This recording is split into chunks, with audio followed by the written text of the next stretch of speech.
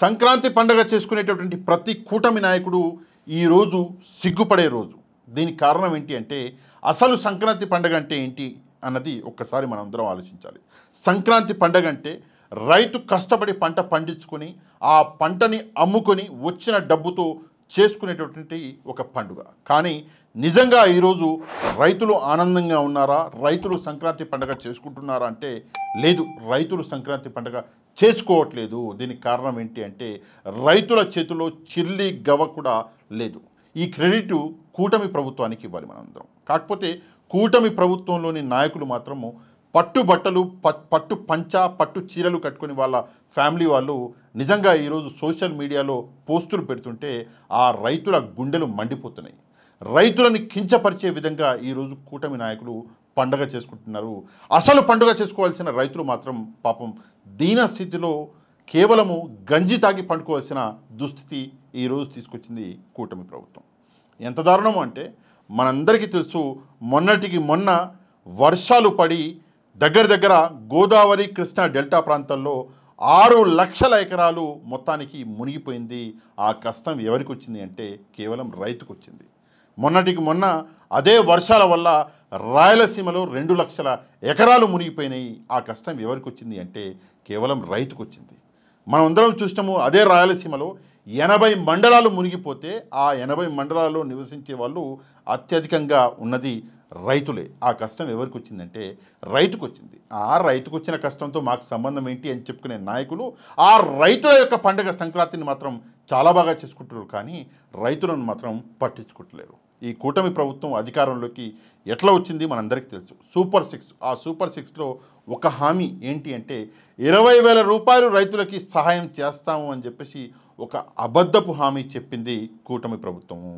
దగ్గర ఆంధ్రప్రదేశ్లో 54 లక్షల మంది రైతులు ఉన్నారు. ఆ 54 లక్షల మందికి 20,000 రూపాయలు చొప్పున చెల్లించాలి అంటే 10,000 కోట్ల రూపాయలు దాదాపు ఖర్చు అవుతుంది. కానీ బడ్జెట్లో పెట్టింది మాత్రం కేవలం 1,000 కోట్ల రూపాయలు. అంటే రైతులని ఎంతలా మోసం చేస్తున్నది కూటమి ప్రభుత్వం ఒకసారి చూడండి. సరే 1,000 కోట్లు పెట్టిరు, మరి 1,000 కోట్లన్నా ఇచ్చిరా? 10,000 కోట్లు కాదు, 1,000 కోట్లన్నా ఇచ్చిరా అంటే ఆ 1,000 కోట్లకు కూడా దాఖలాలు అస్సలు లేవు. ఇంకా ఎంత దారుణము అంటే నిజంగా ఆర్బీకేలు జగన్మోహన్ రెడ్డి గారు ఉన్నప్పుడు మనందరికీ తెలుసు, రైతు భరోసా కేంద్రాలు ఎంతలా వెలిగిపోయావు. కానీ ఈరోజు ఆ ఆర్బీకేలని నిజంగా ఒక ప్లాన్ ప్రకారము, ఒక పథకం ప్రకారము నిర్వీర్యం చేసే ఒక ప్రయత్నం అనేది కూటమి ప్రభుత్వం చేస్తున్నది. ఆల్మోస్ట్ ఆ ప్రయత్నంలో సక్సెస్ కూడా కూటమి ప్రభుత్వానికి వచ్చింది. ఎంత దారుణము అంటే విత్తనాలు లేవు, ఎరువులు లేవు.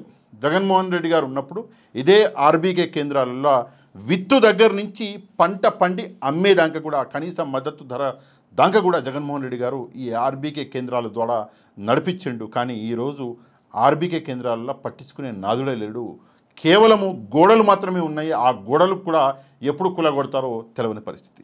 ఎంత దారుణం అంటే కనీస మద్దతు ధర, పంటలు మునిగిపోయినాయి, వర్షాలు వచ్చి తుఫాన్లు వచ్చి కష్టాలు వచ్చినాయి, కరువులు వచ్చినాయి. ఏం వచ్చినా కూడా కనీసం పండిన పంటకైనా కనీసం మద్దతు ధర ఇస్తారా అంటే అది కూడా లేదు. దారుణం ఎంతగా పెరిగిపోయిందంటే బీమా పరిహారం ఏదైతే ఉందో నిజంగా ఎంత సిగ్గుచేటు అంటే ఇక్కడ మనము అర్థం చేసుకోవాల్సిన విషయం. బీమా పరిహారం ఏదైతే ఉందో ఆ పరిహారం కూడా దాదాపు 328 కోట్ల రూపాయలు ఆ పరిహారం ప్రభుత్వం అందించాల్సిన సహాయం ఏదైతే ఉందో ఆ సహాయాన్ని సైతం పంగనామాలు పెట్టే పరిస్థితి ఈరోజు మనం చూస్తున్నాం. ఎంత దారుణం అంటే మనందరికీ తెలుసు, ఇక్కడ పంట బీమా ప్రీమియం అన్నది ఈ ప్రభుత్వం కూటమి ప్రభుత్వం చెల్లించలేకపోయింది అంటే దానికంటే వేరే సిగ్గుచేటు ఇంకోటి ఉండదు.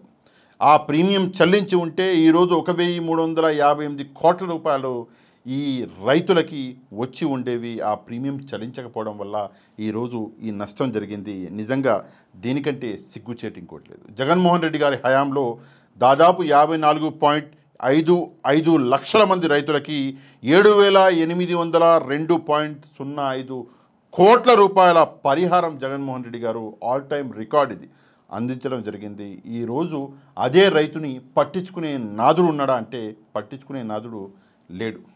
నిజంగా ఈరోజు పండగ రోజు అందరూ ఆనందంగా ఉండవలసిన రోజు, కానీ అందరము ఆనందంగా ఉన్నాము అంటే లేదు, అసలు ఉండవలసిన రైతు మాత్రం బాధలలో పాపం ఆ రైతు ఇంట్లో ఈరోజు కూడా చీకటి ఉన్నది. నిజంగా కూటమి నాయకులకి మనసుంటే వాళ్ళ నియోజకవర్గాల్లో కనీసం మీ ఇంట్లో పండుగ చేసుకోవడం కాదు, రైతుల ఇంటికి వెళ్ళండి, వెళ్ళి వాళ్ళకి క్షమాపణలు చెప్పండి, చెప్పి వాళ్ళ ఇంట్లో కూర్చొని పండుగ చేసుకోండి.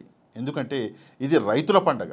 ఆ కనీస మినిమం నాలెడ్జ్ అన్నది ఉంచండి. ఎంత దారుణమో అంటే చెప్పేటప్పుడు మాత్రం ఆకాశాలని చూపించి ఈరోజు పాతాళానికి మొత్తానికి రైతులని తొక్కేసింది ఈ కూటమి ప్రభుత్వం. చంద్రబాబు నాయుడు గారు కూడా ఈరోజు ఆయన ఊరికి వెళ్ళి మరీ పండగ చేసుకుంటున్నాడు. ఇదే రైతులని అవమానిస్తున్నాడు. ఇది రైతుల పండగ అని చెప్పేసి కూడా ఆయనకి ఆ సోయి లేకుండా పోయింది.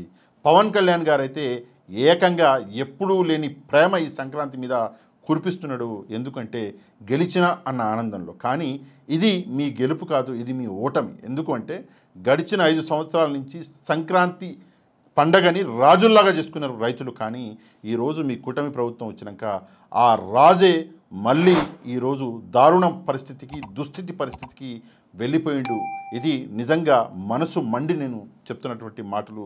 తప్పకుండా దీని మీద మీరేమనుకుంటున్నారో తప్పకుండా కామెంట్ చేయడం మాత్రం మర్చిపోవద్దు. ఈ వీడియోని తప్పకుండా వైరల్ చేయండి. వైరల్ చేయాలి అంటే తప్పకుండా ఈ వీడియో కింద ఉన్నటువంటి లైక్ బటన్ ప్రెస్ చేసి మీకు తెలిసిన వాళ్ళందరికీ ఈ వీడియో యొక్క లింకుని షేర్ చేయండి. ఇక ఎవరైతే మన ఛానల్ని సబ్స్క్రైబ్ చేసుకోలేదో తప్పకుండా మన ఛానల్ని కూడా సబ్స్క్రైబ్ చేసుకోండి. నెక్స్ట్ వీడియోలో మళ్ళీ కలుద్దాం. అంతవరకు థ్యాంక్ యూ వెరీ మచ్. జై హింద్.